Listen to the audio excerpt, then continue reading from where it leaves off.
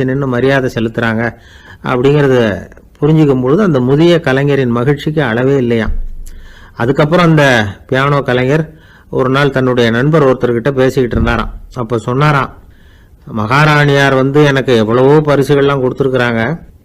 ஒரு தடவை எனக்கு வைரக்கல் பதித்த அணி ஒன்றை கூட பரிசாக கொடுத்தாங்க. ஆனால் அதை விட உயர்ந்த விலை மதிக்க முடியாத அணி என்ன தெரியுமா? நான் என்னுடைய நாட்டு தேசிய கீதத்தை நான் பாடுறப்போ அவங்க எழுந்திரிச்சு நின்று மரியாதை செலுத்தினாங்களே, அதுதான் எனக்கு கிடைச்ச மிகப்பெரிய பரிசு அப்படின்னாராம். எனக்கு தெரிஞ்ச சங்கீத வித்வான் ஒருத்தர் இருக்கார். சமீபத்தில் ஒரு நாள் அவரை பார்த்தேன். எப்படி போயிட்டுருக்கு உங்கள் தொழில் அப்படின்னு கேட்டேன். ரொம்பவும் வித்தியாசமாக போயிட்டுருக்குங்க அப்படின்னார். என்ன சொல்கிறீங்க அப்படின்னேன். முன்னாடியெல்லாம் நான் பாடினா எதிரில் இருக்கிறவங்க தான் எழுந்திரிச்சு போயிட்டு இருந்தாங்க. இப்போ எப்படின்னா நான் பாட ஆரம்பிச்சுட்டா உடனே பக்கவாத்தியக்காரனே எழுந்திரிச்சு போடுறான் அப்படின்னார் ரொம்ப வேதனையோட.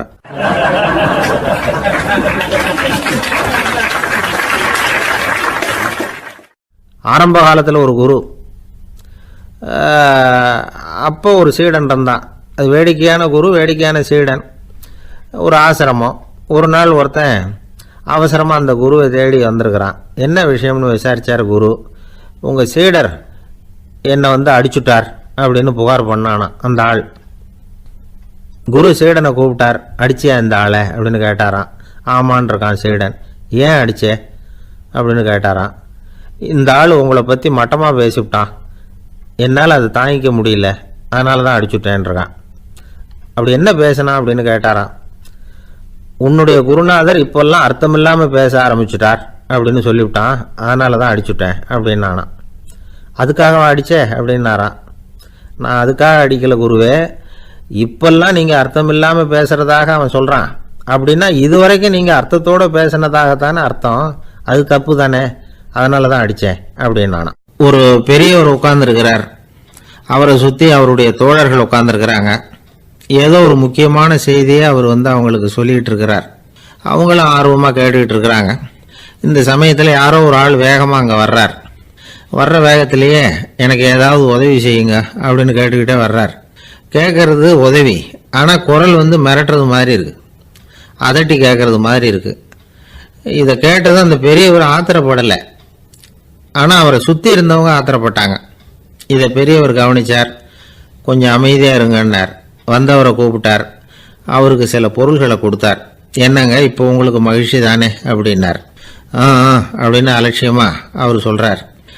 நான் உங்களை நல்ல முறையில் நடத்தினேன்னா அப்படின்னு கேட்குறாரு அவர் மறுபடியும். அதெல்லாம் ஒன்றும் இல்லை அப்படின்னு சொல்லி அவர் சொல்லிகிட்டு இருக்கிறாரு. குரலில் கடுமை குறையில. சுற்றி இருந்தவங்களால இதை பொறுத்துக்க முடியல. கோபத்தோடு அவரை நோக்கி நெருங்க ஆரம்பித்தாங்க. பெரியவர் அவங்களையெல்லாம் தடுத்து நிறுத்தினார். வந்தவரை வாங்க என்னோட அப்படின்னு சொல்லி அழைச்சிட்டு போனார். வீட்டுக்கு போனார். அங்கே போனதும் இன்னும் சில பொருள்களை எடுத்து அவர்கிட்ட கொடுத்தார். இப்போ திருப்தி தானே, நான் உங்ககிட்ட நல்ல முறையில் நடந்துக்கிட்டேனா அப்படின்னார். அவர் முகம் இப்போ தான் கொஞ்சம் மலர்ந்தது. ரொம்ப நன்றி, இறைவன் உங்கள் குடும்பத்துக்கு எல்லா நன்மைகளையும் செய்வான் அப்படின்னு சொன்னார். இதே வார்த்தைகளை என்னுடைய தோழர்கள்கிட்டே சொல்லிட்டீங்கன்னா அவங்க கோபம் தணிஞ்சிரும், வர முடியுமான்னார். கண்டிப்பாக வர்றேன் அப்படின்னாரு. மறுநாள் காலையில் அந்த இடத்துக்கு வந்தார். அதே மாதிரி சொல்லிவிட்டு அவர் போயிட்டார். தோழர்கள்லாம் ரொம்ப வியப்போடு பெரியவரை பார்த்தாங்க. அந்த பெரியவர் தான் நபிகள் நாயகம். அவர் சொன்னார், ஒருத்தன் ரொம்ப ஆசையாக ஒரு ஒட்டகத்தை வளர்த்துக்கிட்டு வந்தான். ஒரு நாள் அந்த ஒட்டகம் கயத்தை அறுத்துக்கிட்டு ஓடி போயிட்டுது. அக்கம் பக்கத்தில் இருக்கிறவங்கெல்லாம் அந்த ஒட்டகத்தை பிடிக்கிறதுக்கு முயற்சி பண்ணாங்க.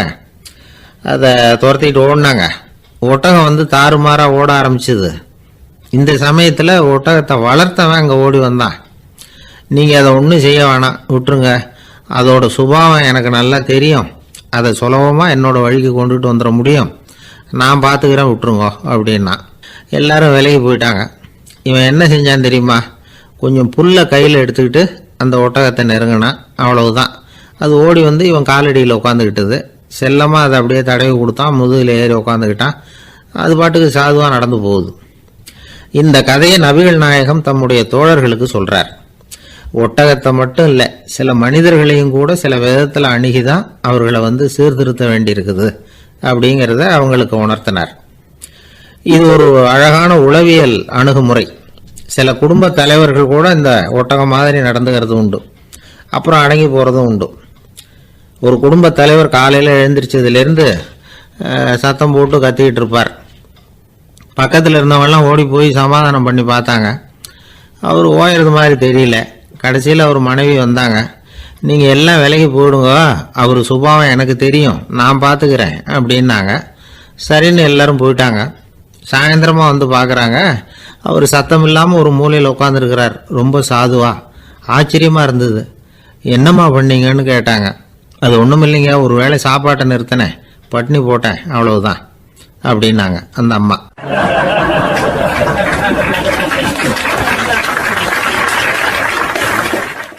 என்னை விட யோகியம் இந்த உலகத்தில் வேற யாரும் இல்லை சார் அப்படின்னார் ஒருத்தர்.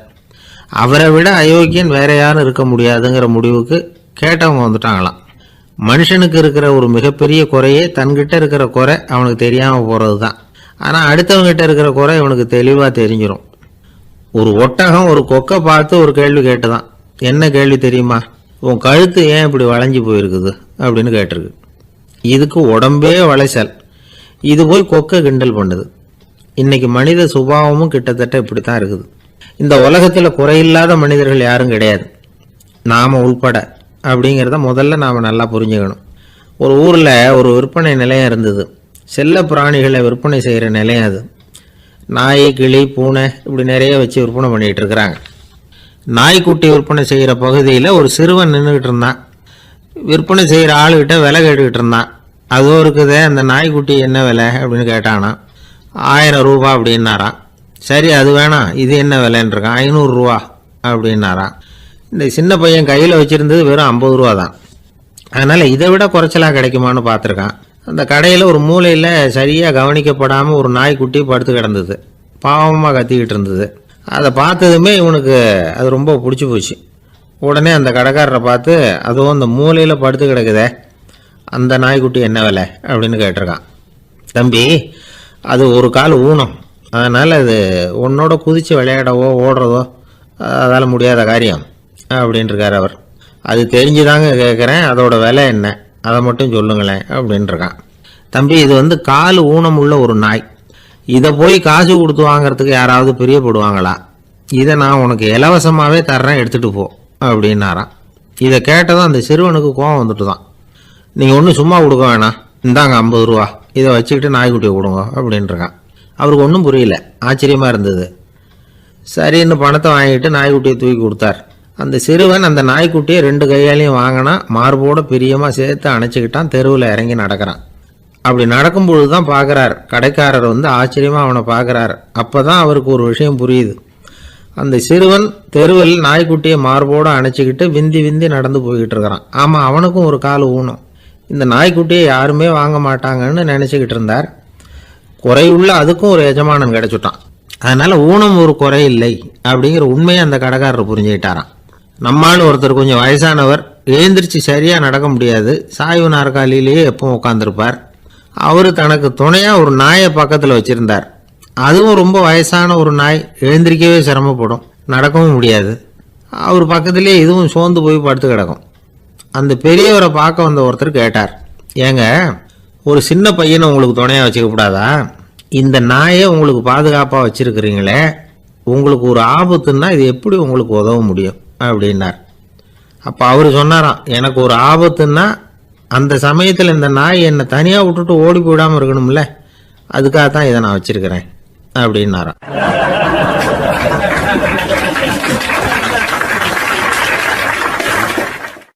ஒரு ஜென் துறவி, அவருக்கு ரொம்ப வயசாயிட்டுது, கடைசி காலம். நண்பர்களெல்லாம் கூப்பிட்டார். நண்பர்களே, நான் வித்தியாசமான முறையில் சாகணும்னு ஆசைப்படுறேன், அதுக்கு ஏதாவது யோசனை சொல்லுங்களேன் அப்படின்னு கேட்டாராம். நண்பர்கள் சிரித்தாங்க. என்ன பேச்சு பேசுகிறீங்க, சாவறதுங்கிறது என்ன விளையாட்டுத்தனமான காரியமா அப்படின்னு கேட்டிருக்காங்க. அந்த துறவி கொஞ்ச நேரம் யோசனை பண்ணார். அப்புறம் கேட்டாராம், இது வரைக்கும் யாராவது நடந்துக்கிட்டே இறந்துருக்குறாங்களா அப்படின்னாராம். எல்லாரும் இல்லைன்னாங்களாம். ஒருத்தர் மட்டும் சொல்லியிருக்கார், அப்படியும் ஒருத்தர் இறந்துருக்கிறதாக ஒரு கதையில் படிச்சிருக்கிறேன், ஒரு ஞானியால் தான் அப்படியெல்லாம் செய்ய முடியும் அப்படின்னு அவர் சொன்னாராம். சரி, அப்படின்னா அந்த முறை நமக்கு வேணாம், நின்றுக்கிட்டே யாராவது உயிரை விட்டுருக்காங்களா அப்படின்னு விசாரிச்சாராம். அப்படியும் ஒருத்தர் இறந்துருக்கிறார் அப்படின்னாங்களாம். மறுபடியும் அந்த துறவி யோசனை பண்ணியிருக்கிறார். ஏதாவது வித்தியாசமான முறையில் நாம் போகணும் அப்படிங்கிறது அவருடைய விருப்பம். மனிதன் எப்படி வாழ்கிறானோ அப்படி இறப்பது தான் நல்லது. சரி, யாராவது தலைகீழாக யோகம் செய்யும் நிலையில் இறந்துருக்கிறாங்களா அப்படின்னு விசாரித்தாராம். நண்பர்கள் சிரித்தாங்க. தலைகீழாக நின்னபடி இறந்ததாக நாங்கள் கேள்விப்பட்டதே இல்லை, அது முடியாத காரியம் அப்படின்ட்டுருக்காங்க. இப்போ அந்த துறவிக்கு திடீர்னு உற்சாகம் வந்துட்டுது. உடனே எழுந்திரிச்சார், தலைகீழாக நின்னார், அப்படியே உயிரை விட்டுட்டார். அவ்வளோதான். அந்த மடாலயத்தில் ஒரே குழப்பம். எப்படி அவரை கீழே இறக்கி படுக்க வைக்கிறது அப்படின்னு புரியல. இப்படி உயிர் விடுறதை பற்றி அவங்க இதுவரைக்கும் கேள்விப்பட்டதும் இல்லை. உண்மையிலேயே இவர் இறந்து தான் போனாராங்கிறதும் தெரியல. சோதித்து பார்த்தாங்க. இதய துடிப்பு, நாடி துடிப்பு எல்லாம் நின்று போயிருந்தது. இவர் எப்போவும் இப்படி தான், என்ன பண்ணுறது இப்போது அப்படின்னு சொல்லி எல்லாரும் குழம்பிக்கிட்டு இருக்கிற சமயத்தில் ஒரு பெரியவர் யோசனை சொன்னார்.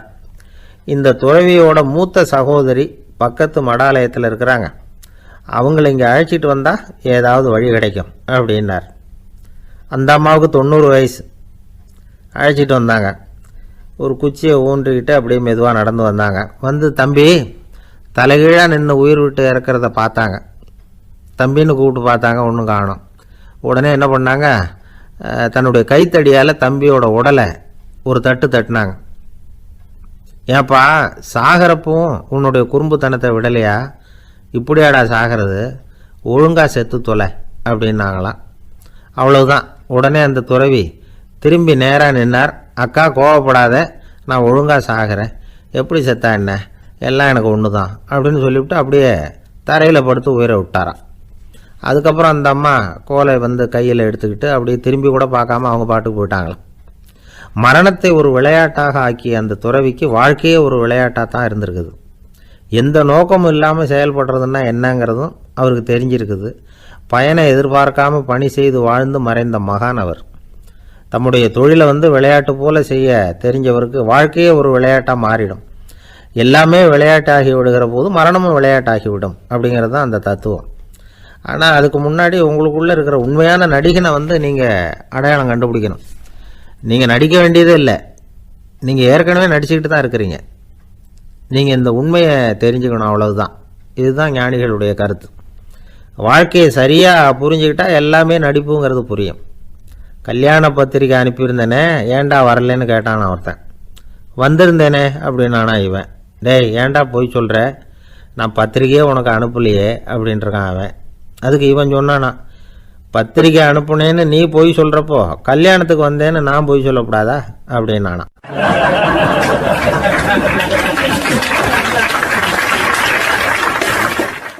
ஒரு தடவை நாரதர் ஒரு தெரு வழியாக போய்கிட்டு இருந்தார். வழியில் ஒருத்தர் வேத சாஸ்திரம்லாம் படிச்சுக்கிட்டு உட்காந்துருந்தார். அவர் நாரதரை பார்த்து எங்கே போயிட்டு இருக்கிறீங்கன்னு கேட்டார். கடவுளை பார்த்துட்டு வரலாம்னு போயிட்டு இருக்கிறேன் அப்படின்னார் நாரதர். அப்படின்னா அவர்கிட்ட எனக்கு எப்போ முக்தி கிடைக்கும்னு கேட்டுட்டு வாங்களேன் அப்படின்னார் இவர். சரி, கேட்டு வரேன் அப்படின்னு சொல்லிவிட்டு நாரதர் நடந்தார். கொஞ்சம் தூரத்தில் ஒரு மரத்தடியில் ஒரு தொழிலாளி செருப்பு தைச்சிக்கிட்டு உட்காந்துருந்தார். அந்த ஆளும் அதே மாதிரி கேட்டுக்கிட்டார். எனக்கு எப்போ முக்தி கிடைக்கும்னு கடவுள்கிட்ட கேட்டுக்கிட்டு வாங்களேன்னார். அவர்கிட்டையும் சரின்னு சொல்லிவிட்டு நாரதர் நேராக வைகுண்டத்துக்கு சேர்ந்தார். கடவுளை பார்த்தார். இவங்க 2 பேரும் சொல்லி அனுப்பின விஷயத்தை பற்றி கேட்டார். அதுக்கு கடவுள் சொன்னார், அந்த செருப்பு தைக்கிற தொழிலாளி உடல் நீத்ததும் உடனே என்னை அடைவான். ஆனால் அந்த சாஸ்திரம் படித்த ஆள் இப்போதைக்கு என்கிட்ட சேரமாட்டான். அவன் இன்னமும் பல பிறவிகள் எடுத்து அங்கேயே இருக்க வேண்டியிருக்குது. எப்போ இங்கே சேருவான்னு எனக்கே தெரியாது அப்படின்னார். நாரதருக்கு இதோட ரகசியம் என்னங்கிறது புரியல. எனக்கு ஒன்றும் புரியலையேன்னாரான் கடவுள்கிட்ட. சீக்கிரம் புரிஞ்சுக்குவேன், நீ திரும்பி போகிறப்போ நான் இங்கே வைகுண்டத்தில் என்ன செஞ்சுக்கிட்டு இருக்கேன்னு கேட்டால், ஒரு ஊசியின் துவாரத்தில் ஒரு யானையை கோத்துக்கிட்டு இருக்கிறேன்னு அவங்கக்கிட்ட சொல்லு அப்படின்னார் கடவுள் சிரிச்சுக்கிட்டே. நாரதர் பூமிக்கு திரும்பினார். கடவுளை பார்த்தீங்களா, எப்படி இருக்கார் அப்படின்னு விசாரித்தார். வேத சாஸ்திரம் படித்தவர். ஓ பகவானா, அவர் யானையை ஊசியின் காதில் நுழைச்சிக்கிட்டு இருக்கிறார் பார்த்தேன்னார் நாரதர். ஊசி காதில் யானையா, அது எப்படி முடியும், நீங்கள் சொல்கிறத நான் நம்ப மாட்டேன்னு விட்டார் அவர். சரி, இந்த ஆளுக்கு இறைவன் பேரில் நம்பிக்கை இல்லை அப்படிங்கிறத நாரதர் புரிஞ்சுக்கிட்டார். அடுத்தபடியாக அந்த தொழிலாளி இருந்த இடத்துக்கு போனார். இறைவனை பார்த்தீங்களான்னு கேட்டார் அவர். பார்த்தேன், ஒரு ஊசி துவாரத்தில் யானையை கோத்துக்கிட்டு இருந்தார் அப்படின்னு சொல்லிவிட்டு நாரதர் அந்த ஆள் முகத்தை கவனிச்சார். அந்த தொழிலாளி இதை கேட்டுட்டு கொஞ்சம் கூட ஆச்சரியப்படலை. அவரால் முடியாத காரியம் கூட உண்டானார். என்ன இப்படி சொல்கிற, ஊசியின் துவாரத்தில் யானையை கோக்க முடியும்னு நீ நம்புறியா அப்படின்னு கேட்டார் நாரதர். நிச்சயமாக நம்புகிறேன்னார் அவர். அது எப்படி அப்படின்னு கேட்டார் இவர். இதோ பாருங்க, நான் இந்த ஆலமரத்தடியில் தான் தினமும் உட்காந்துருக்கிறேன். தினமும் இந்த மரத்திலிருந்து எவ்வளவோ பழம் கீழே விழுது. இந்த பழத்தில் இருக்கிற ஒவ்வொரு விதையிலேயும் உள்ள ஒரு ஆலமரம் இருக்குது. ஒரு சின்ன விதைக்குள்ள ஒரு பெரிய ஆலமரம் இருக்க முடியுங்கிறப்ப ஊசி துவாரத்தில் கடவுள் யானையை நுழைய வச்சாருங்கிறத ஒத்துக்கிறதுல என்ன கஷ்டம் இருக்குது அப்படின்னு ரொம்ப சர்வசாதாரணமாக பதில் சொன்னாராம் அந்த தொழிலாளி. நாரதர் யோசனை பண்ணார். இந்த தொழிலாளி வேத சாஸ்திரங்களையெல்லாம் படிக்கலைன்னா கூட அறிவுபூர்வமாக சிந்திச்சு இறைவனை நம்புகிறான். அதனால தான் கடவுள் இந்த ஆளுக்கு சீக்கிரம் முக்தி கிடைக்கும்னு சொன்னார் அப்படிங்கிறத புரிஞ்சுக்கிட்டாராம். இந்த கதையில் வர்ற கடவுள், நாரதர், வைகுண்டம் இதெல்லாம் ஒரு பக்கம் இருக்கட்டும், ஒரு சின்ன விதைக்குள்ள ஒரு பெரிய ஆலமரம் தூங்கிக்கிட்டு இருக்கு அப்படிங்கிற உண்மை, அந்தரத்தில் 1000 கிரகங்கள் சுற்றிக்கிட்டு இருக்குங்கிற உண்மை, இதெல்லாம் நாம் பார்த்துக்கிட்டு தானே இருக்கிறோம். இந்த உண்மைகள் அதிசயமாக நமக்கு தெரியறதுனால அதை நம்பாமல் இருந்துட முடியாது. இயற்கையை பரிபூர்ணமாக நம்புங்கள், அந்த நம்பிக்கையே நம்ம வாழ்க்கைக்கு ஆதாரம் அப்படிங்கிறத விளக்கறதுக்காக தான் இந்த கதை. இந்த காலத்தில் நம்ம பிள்ளைங்களுக்கெல்லாம் இது மாதிரி நம்பிக்கை அதிகமாகவே இருக்குது. ஒரு நாள் ஒரு சின்ன பையன்கிட்ட கேட்டேன், ஏன்பா கடவுள் ஒரு பானைக்குள்ளே ஒரு யானையை நுழைய வச்சுட்டாருன்னு சொன்னால் அதை நீ நம்புவியா அப்படின்னு கேட்டோம். நம்புவேன் சார், அது ஒன்றும் பெரிய அதிசயம் இல்லைன்னா. எப்படிறான்னு கேட்டோம்.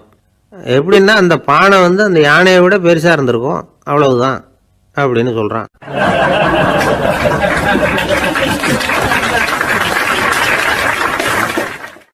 விவசாயிகள் அவங்க விவசாயம் முன்னேறி இருக்கிற அளவுக்கு விவசாயிகளுடைய வாழ்க்கை தரம் முன்னேறலை. அந்த அளவுக்கு அவர்கள் நாட்டுக்காக உழைச்சிக்கிட்டு இருக்கிறாங்க. அந்த காலத்திலே அதை பற்றி ஒரு கதை சொல்கிறது உண்டு. ஒரு வயசான ஆள் நிலத்தில் ஏறு ஊதுகிட்டு இருந்தாராம். கிழிஞ்சு போன ஒரு சின்ன துண்டை தான் இடுப்பில் கட்டியிருந்தாராம். தலையில் ஒரு கந்தலை சுற்றி இருந்தார். உடம்பு பூரா சேரு, ரொம்ப ஏழை. ஏறு ஓட்டிகிட்டு இருக்கிறவர் வேறு எப்படி இருப்பார்? இருந்தாலும் அந்த ஆள் ரொம்ப ஜாலியாக பாட்டு பாடிக்கிட்டே ஏறு ஊதுகிட்டு இருந்தாராம். உடம்புல தான் அவர் ஏழையை தவிர மனசில் ஒரு ஏழையாக தெரியல. அந்த சமயத்தில் அந்த நாட்டு ராஜா அந்த பக்கமாக குதிரை மேலே வந்தாராம். வேட்டைக்கு போயிட்டு பரிவாரங்களோடு திரும்பி வந்துகிட்டு இருக்கிறார். ரொம்ப செல்வ செழிப்பில் இருக்கிற ராஜா அவர் இந்த வயசான விவசாயியை பார்த்துருக்கார். இந்த ஆள் ரொம்ப ஏழைங்கிறது அவர் பார்த்தாவே பளிச்சுன்னு தெரியுது. கட்டிக்கிறதுக்கு நல்ல துணி இல்லை, உடம்போ இழைச்சி போயிருக்குது, வயிறு முதுகில் போய் ஒட்டிகிட்டு இருக்கு, கண்ணு குழு விழுந்து போயிருக்குது. ஆனாலும் முகத்தை பார்த்தா சந்தோஷமா இருக்கிற மாதிரி இருக்கு. இவ்வளவு உற்சாகமாக பாடிக்கிட்டு இருக்கிறாரு அப்படின்னு ஆச்சரியமாக நினச்சி பார்த்தார் அந்த ராஜா. சரி, அவர்கிட்ட கொஞ்சம் பேச்சு கொடுத்து பார்க்கலாம் அப்படின்னு முடிவு பண்ணார். ஐயா பெரியவரே, இப்படி கொஞ்சம் வர முடியுமான்னாராம். பொழுது போகிறதுக்குள்ளே நான் இந்த வயல் பூரா உழவு ஓட்டி ஆகணும், அதனால் பேசுறதுக்கு நேரம் இல்லை அப்படின்னாராம் அந்த பெரியவர். என்ன அவ்வளவு அவசரமா? மீதி இருந்தால் நாளைக்கு உழுதக்கூடாதா? அது சரி, உனக்கு எத்தனை ஏக்கர் நிலம் இருக்குது அப்படின்னு விசாரிச்சிருக்கார் ராஜா. எனக்குன்னு சொந்தமாக உள்ளங்கை அளவு கூட நிலம் கிடையாது. இது எங்கள் முதலாளியோட நிலம். இதை பூராவும் உழுது முடிச்சாதான் அவர் கூலி கொடுப்பார். நான் கூலிக்கு உழுதுகிட்டு இருக்கிறேன். உங்ககிட்ட பேசிக்கிட்டு இருந்தா அவருக்கு துரோகம் பண்ணது மாதிரி ஆயிடும் அப்படின்னாராம். ராஜா குதிரையை விட்டு கீழே இறங்கினார். வரப்பில் நடந்து அந்த பெரியவர்கிட்டயே போனாராம். சரி, ஒரு நாள் பூரா உழுதான் உனக்கு எவ்வளவு கூலின்னு கேட்டிருக்கார். 8 அணா கூலி கிடைக்கும்னாராம் அவர். இது ரொம்ப காலத்துக்கு முன்னாடி நடந்த ஒரு சம்பவங்கிறதுனால அப்போ 8 அணா கூலிங்கிறது ரொம்ப பெருசு. இருந்தாலும் அதுவும் அந்த ராஜாவுக்கு பெரிய கூலியா தெரியல. இவ்வளவு தானா, இதை வச்சுக்கிட்டு நீ எப்படி காலம் தள்ளுற அப்படின்னாராம். ஒன்றும் கவலை இல்லை அப்படின்னாராம் அவர். ராஜாவுக்கு ரொம்ப ஆச்சரியமா போச்சு. 8 அணா கூலி வாங்குற இந்த ஆளு கவலை இல்லாமல் இருக்கிறார், ஏராளமான வசதியோடு இருக்கிறன்னா கவலை இல்லாமல் வாழ முடியலையே அப்படின்னு நினச்சி பார்த்துருக்கார். அது சரி, 8 அணாவில் எப்படி குடும்பம் நடத்துகிற அப்படின்னு கேட்டாராம். எனக்கு கிடைக்கிற 8 அணாவில் 2 அணா குடும்பத்துக்கு செலவழிக்கிறேன், 2 அணா பழைய கடனுக்கு கொடுக்குறேன், 2 அணா தர்மம் செய்கிறேன், 2 அணா வட்டிக்கு கொடுக்குறேன், ஒரு குறையும் இல்லைன்னாராம். ராஜாவுக்கு ஒன்றும் புரியல. எனக்கு ஒன்றும் புரியலேன்னு இருக்கார். ஐயா, எனக்கும் என் மனைவிக்கும் 2 அணா செலவாகுது. வயசான அம்மா அப்பா இருக்கிறாங்க, சின்ன வயசுல என்னை காப்பாத்தினவங்க அவங்க. அந்த கடனுக்கு 2 அணா செலவாகுது, அது பழைய கடன். என் தங்கச்சி ஒருத்தி ஆதரவு இல்லாத நிலைமையில தன்னுடைய மகனோட என் வீட்டில் இருக்கிறா. அவளுக்கும் அவள் மகனுக்கும் 2 அணா செலவு பண்றேன், அது தர்மம். எனக்கு 2 பிள்ளைங்க இருக்கிறாங்க, அவங்களுக்கு 2 அணா செலவு பண்றேன், அது வட்டிக்கு கொடுக்கறது மாதிரி. பிற்காலத்தில் அவங்க எங்களை காப்பாற்றுவாங்க. அந்த வகையில் நான் திருப்தியோடு வாழ்ந்துகிட்டு இருக்கிறேன் அப்படின்னாராம். ராஜாவுக்கு அர்த்தம் புரிய ஆரம்பிச்சுதான். அந்த பெரிய நிலத்தை விலை கொடுத்து வாங்கி அந்த பெரியவருக்கே தானமாக கொடுத்துட்டாராம். இப்போ ஊழவருக்கே நிலம் சொந்தமாயிட்டுது. அன்னையிலிருந்து அரசனுக்கும் ஆறுதல் கிடைச்சுதான். இப்படி ஒரு கதை சொல்லுவாங்க. 8 அணா வருமானத்தை வச்சுக்கிட்டு எப்படி காலத்தை தள்ளுறதுன்னு சொல்றதுக்காக இந்த கதையை சொல்றதாக யாரும் தப்பா நினைச்சுக்க கூடாது. கிடைக்கிறத எப்படி பங்கு போடுறார், எப்படி திருப்தியா வாழறார் அப்படிங்கிறது தான் முக்கியம். அது மாதிரி இன்றைக்கு இந்த பொங்கல் திருநாளில் உழவர்கள் மனசு மகிழ்ச்சியா இருந்ததுன்னா அது எல்லாரும் மகிழ்ச்சியா இருக்கிறது மாதிரி அர்த்தம். அதனால அவர்கள்ட்ட இருந்து நாம பாடம் கத்துக்கணும். சில உழவர்கள் தங்கள் நிலத்துல விளையறத தாங்கள் சாப்பிட மாட்டாங்க. அடுத்தவங்கள்ட்ட வித்துட்டு சந்தையில போய் வேற அரிசி வாங்கிட்டு வந்து தான் இவங்க சாப்பிடுவாங்க. அப்படிப்பட்ட விவசாயிகள்லாம் இது உண்டு. பங்கிடுகிற பண்பை உழவர்கள்ட்ட இருந்து கற்றுக்கொள்ளுங்கள் அப்படிம்பாங்க. ஒரு ஆள் நிம்மதியா மகிழ்ச்சியா இருந்தானா உங்க நிம்மதிக்கும் மகிழ்ச்சிக்கும் என்ன காரணம்னு கேட்டிருக்காரு இன்னொருத்தர். என்கிட்ட இருந்தது பூராவையும் என் பிள்ளைங்களுக்கு சமமா பங்கு போட்டு கொடுத்துட்டேன், எனக்குன்னு எதுவுமே வச்சுக்கல, அதுதான் நிம்மதிக்கு காரணம்னு இருக்கான். உங்ககிட்ட இருந்தது எவ்வளவு இருந்தது அப்படின்னு கேட்டிருக்காரு அவரு. மொத்தமா ஒரு 50,000 ரூபாய் இருக்கும் அப்படின்னு இருக்கான். அவ்வளவும் பணமாவே இருந்ததா அப்படின்னு கேட்டிருக்காங்க அவங்க. இல்லைங்க, அவ்வளவும் கடன், அதை தான் பிரிச்சு கொடுத்துருக்கேன் பிள்ளைங்க கிட்ட அப்படின்னு நானா. அவன்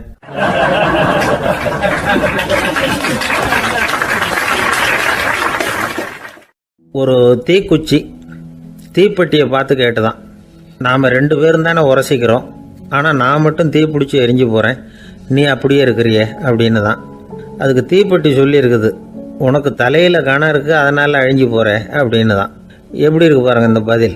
தலையில் கணம் உள்ளவங்க யாருமே சரியாக இருக்க முடியாது. எவ்வளவு பெரியவங்களாக இருந்தாலும் சரி, ரொம்ப கஷ்டம்தான் அது. கர்வம்ங்கிறது கூடவே கூடாது. இதை விளக்கிறதுக்கு மகான் ஒருத்தர் ஒரு சம்பவத்தை சொல்கிறார். அர்ஜுனன் தீர்த்த யாத்திரை பண்ணானா. அப்போ தென்னிந்தியாவுக்கு வந்திருக்கிறான். ராமேஸ்வரத்துக்கு போனப்போ அங்கே இலங்கைக்கு கல்லுலாம் அடுக்கி போடப்பட்டிருந்த பாலத்தை பார்த்தானா. ஒரு சின்ன குரங்கு அதுக்கு பக்கத்தில் விளையாடிக்கிட்டு இருந்திருக்கு.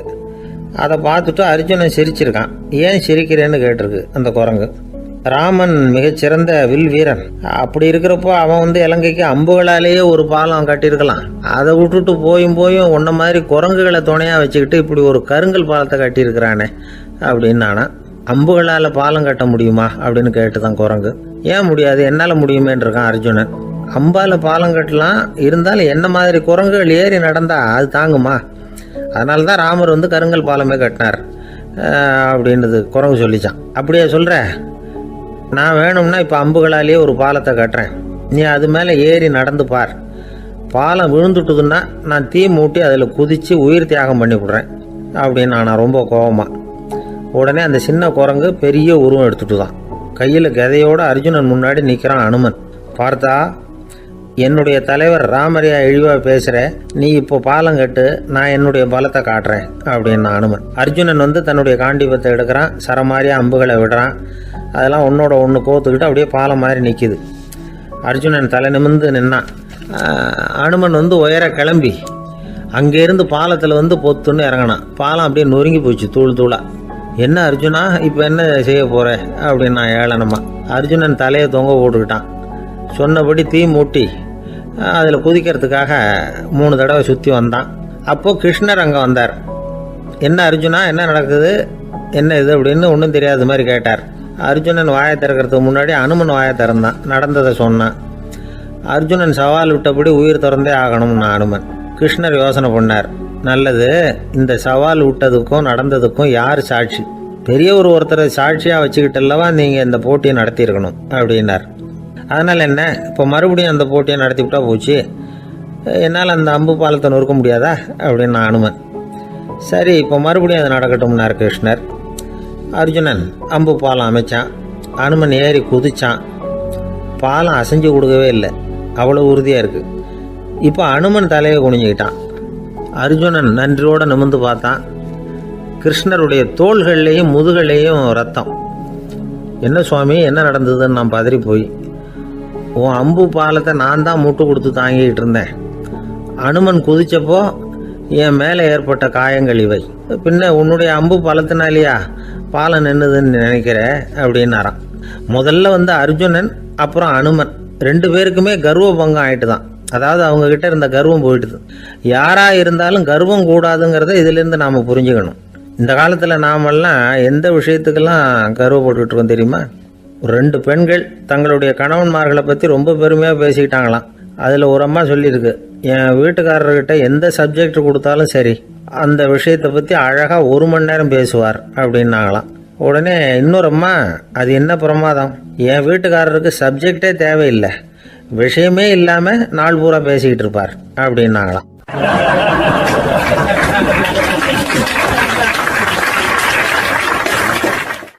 நம்பிக்கை இல்லைன்னா இந்த உலகத்தில் நாம் நடமாடவே முடியாது. அவநம்பிக்கையோடு இருந்துக்கிட்டு இருந்தால் என்றைக்கும் அவஸ்தை தான். நாம் நம்புறது நடக்குதோ இல்லையோ அது வேறு விஷயம். ஆனால் எதையும் நம்பி தான் நாம் அடி வைக்க வேண்டியிருக்கு. வேறு ஒன்றும் வேணாம், ஒரு லாட்ரி சீட்டு வாங்குகிறோம், அது எங்கே நமக்கு விழப்போகுது அப்படிங்கிற அவநம்பிக்கையோடவா வாங்குகிறோம்? பரிசு நமக்கு தான் அப்படிங்கிற நம்பிக்கை உள்ளூர இருக்கிறதுனால தான் அதை வாங்குகிறோம். இருந்தாலும் முடிவு வேறு மாதிரி ஆகிடுது. அதுக்காக மனசு சோர்ந்து போகிறதில்ல, அடுத்த மாதமும் சீட்டு வாங்குகிறோம். இந்த நம்பிக்கை தான் மனித வாழ்க்கைக்கு ஆதாரம். ஒரு கடையில் போய் டீ சாப்பிட்றீங்க, அந்த டீ நல்ல டீ தானா, அதில் விஷம் கலந்துருக்குமா அப்படிங்கிற சந்தேகம் வந்துட்டுதுன்னு வச்சுங்க. அதுக்கப்புறம் அதை எப்படி நீங்கள் சாப்பிட முடியும்? நம்பி தான் சாப்பிட்ணும். ரயில் ஒழுங்காக போய் சேருங்கிற நம்பிக்கை இருக்கிறதுனால தான் அதில் ஏறி உட்காடுறோம். லெட்டர் ஒழுங்காக போய் சேருங்கிற நம்பிக்கை இருக்கிறதுனால தான் பெட்டியில் போடுறோம். சரி, நம்ம கதையெல்லாம் நம்மளோட இருக்கட்டும். மனித நம்பிக்கை எந்த அளவுக்கு உறுதியாகவும் அறிவுபூர்வமாகவும் இருக்கணுங்கிறதுக்கு அலெக்சாண்டர் வாழ்க்கையில் நடந்த ஒரு சம்பவத்தை உதாரணமாக சொல்லலாம். இந்த உலகத்தையே ஜெயிக்கணும்னு புறப்பட்டார் அலெக்சாண்டர். ஒரு கட்டத்தில் அவர் சிட்னஸ் நதி கரைக்கு சேர்ந்தார். அந்த சமயத்தில் அவருக்கு கடுமையான நோய் வந்துட்டுது.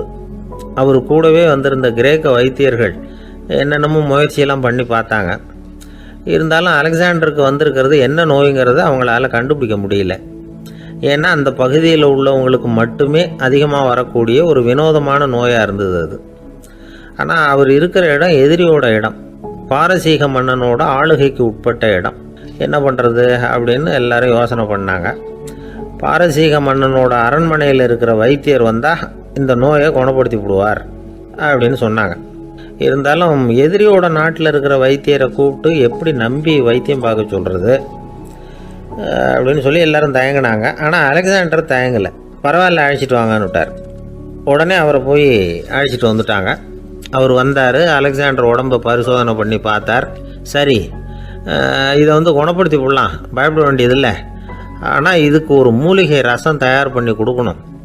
நான் போய் அதை தயார் பண்ணிவிட்டு 2 நாளில் திரும்பி வந்துடுறேன் அப்படின்னு சொல்லிவிட்டு போனார் அந்த வைத்தியர். அதே மாதிரி 2 நாளில் திரும்பி வந்தார்.